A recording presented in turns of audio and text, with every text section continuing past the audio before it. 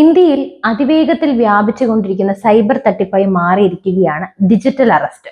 Police ഉദ്യോഗസ്ഥരോ ഉന്നത സർക്കാർ ഉദ്യോഗസ്ഥരോ ആയി വേഷം മാറുന്ന തട്ടിപ്പുകാർ ജനങ്ങളെ ഭീഷണിപ്പെടുത്തി കോടിക്കണക്കിന് രൂപയാണ് ഇതിനോടകം തട്ടിയെടുത്തിരിക്കുന്നത്.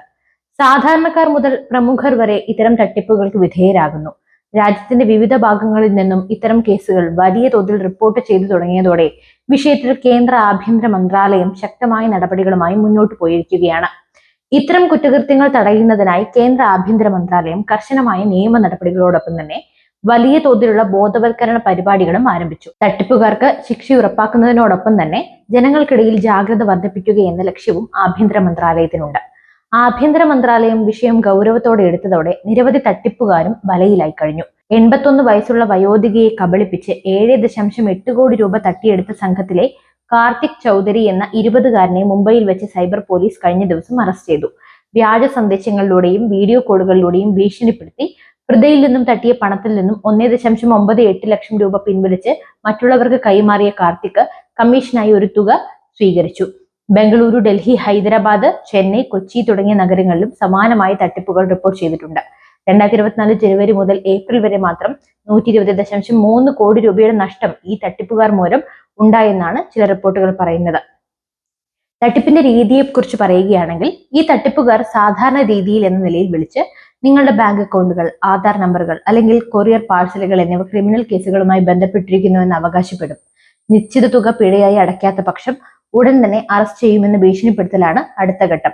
വ്യാജ ഡിജിറ്റൽ അറസ്റ്റ് ലെറ്ററുകൾ, അന്വേഷണ ഏജൻസികളുടെ ഓഫീസ് എന്നിവയും ഒരുക്കി ആധികാരികത സൃഷ്ടിക്കാനായി ശ്രമിക്കും.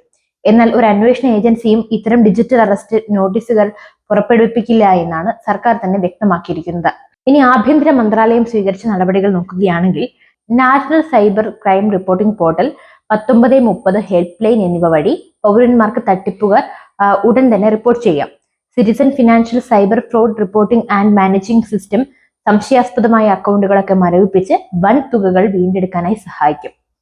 സൈബർ കുറ്റകൃത്യങ്ങളുമായി ബന്ധപ്പെട്ട 9.42 ലക്ഷം സിം കാർഡുകളും 2.63 ലക്ഷം IMEI നമ്പറുകളും തടഞ്ഞു.